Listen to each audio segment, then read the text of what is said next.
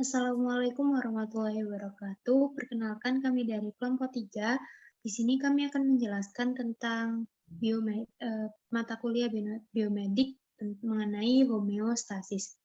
Kelompok kami terdiri atas saya, Dahlia Dian Paramita, kemudian ada rekan saya Dinarsi Rahayu, kemudian ada Devina Ramadhanti, dan Erika Nurfaiza. Selanjutnya, hemostasis secara umum.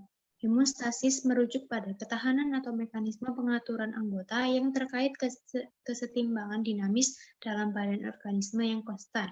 Hemostasis merupakan salah satu konsep yang paling penting dalam biologi. Bidang fisiologi bisa mengklasifikasikan mekanisme homeostasis, pengaturan dalam organisme, umpan belakang. Homeostasis terjadi pada setiap organisme. Kemudian, selanjutnya. Kemudian terdapat dua jenis kondisi konstan atau mantap dalam hemostasis, yakni yang pertama sistem tertutup atau keseimbangan stasis, di mana kondisi dalam yang tidak berubah seperti botol tertutup. Kemudian yang kedua yakni sistem buka atau keseimbangan dinamik, di mana kondisi dalam yang konstan walaupun sistem ini terus berubah. Contohnya seperti sebuah kolam di dasar cairan terjun. Kemudian ada organisme mempunyai dua anggota yang terkait, yaitu anggota yang terkait luar, yaitu anggota yang terkait yang mengelilingi organisme secara semuanya.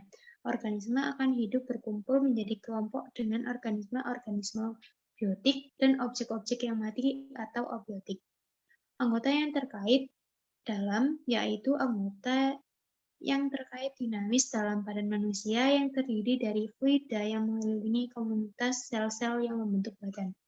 Selanjutnya akan dijelaskan oleh teman saya Dinar.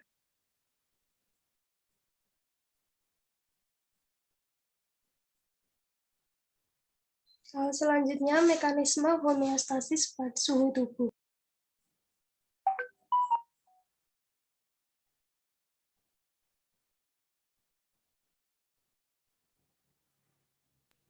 Mekanisme fisiologis dan perilaku mengatur keseimbangan antar panas yang hilang dan dihasilkan lebih sering disebut termoregulasi. Mekanisme tubuh ini harus mempertahankan hubungan antara produksi panas dan kehilangan panas agar suhu tubuh tetap konstan dan normal. Hubungan ini diatur oleh mekanisme neurologis dan kardiovaskuler. Suhu tubuh diatur oleh hipotalamus yang terletak di antara dua hemisfer otak. Fungsi hipotalamus adalah seperti termostat. Suhu yang nyaman merupakan set point untuk operasi sistem panas. Penurunan suhu lingkungan akan mengaktifkan pemanas, sedangkan peningkatan suhu tubuh akan mematikan sistem pemanas tersebut.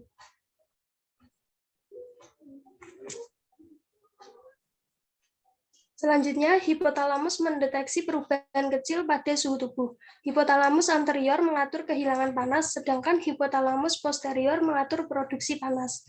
Jika sel saraf di hipotalamus anterior menjadi panas di luar batas titik pengaturan atau set point, maka impuls akan dikirimkan untuk menurunkan suhu tubuh.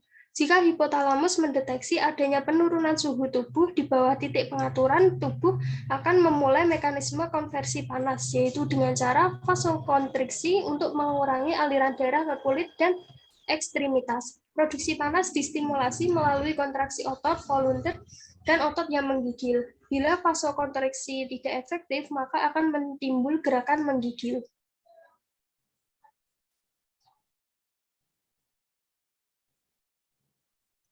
Berikutnya, proses pemindahan energi panas melalui kulit.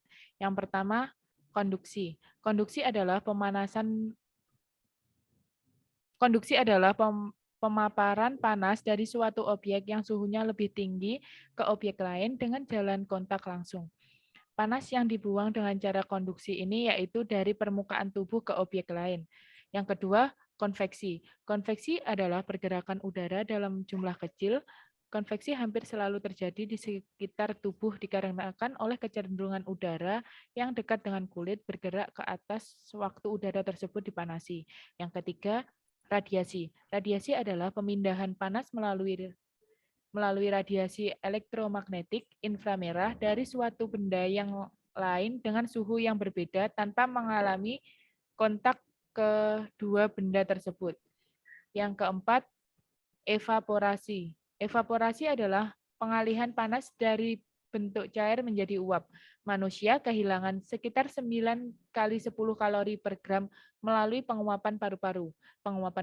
Penguapan air melalui kulit paru-paru disebut penguapan invisible karena dapat terkontrol. Kulit yang berperan dalam mengontrol suhu tubuh. Peran kulit dalam regulasi suhu meliputi yang pertama, insulasi tubuh, yang kedua,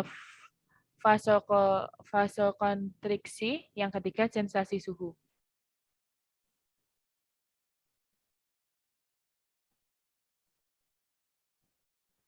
Selanjutnya yaitu mekanisme homeostasis gula darah atau glukosa. Glukosa darah manusia harus dijaga pada konsentrasi yang tepat. Selanjutnya, berikut merupakan beberapa faktor yang mempengaruhi kadar glukosa darah, yaitu meliputi yang pertama ada asupan makanan, yang kedua kecepatan proses pencernaan, yang ketiga ada proses metabolisme, keempat sekresi, kelima latihan fisik, keenam status fisiologis, dan yang terakhir ada status reproduksi. Kemudian saya akan menjelaskan sedikit skema mekanisme homeostasis pada gula darah. Jadi pada saat-saat tertentu, glukosa darah akan menurun sesuai dengan aktivitas otot, terutama saat terjadi penurunan asupan makanan. Berkurangnya glukosa darah akan terdeteksi oleh sel-sel beta pankreas atau sel-sel Pol Langerhans. Sel-sel beta akan mensekresi hormon glukagon, yaitu hormon yang akan mempengaruhi sel-sel hati atau hepatosit untuk mensekresi glukosa, sehingga akan menaikkan kadar glukosa dalam darah. Sebaliknya, saat kadar glukosa darah meningkat, terutama sesudah ada asupan makanan, akan terdeteksi oleh sel-sel beta pankreas untuk melepaskan hormon insulin. Insulin tersebut akan menginduksi pengambilan glukosa dari darah menuju hati dan sel-sel lainnya, sehingga kadar glukosa darah akan menurun hingga mencapai konsentrasi normal dalam darah. Kekurangan hormon insulin mengakibatkan ketidakmampuan penurunan kadar glukosa darah yang menyebabkan diabetes mellitus. Selanjutnya, sekian presentasi dari kami. Mohon maaf jika terdapat kekurangan. Wassalamualaikum warahmatullahi wabarakatuh.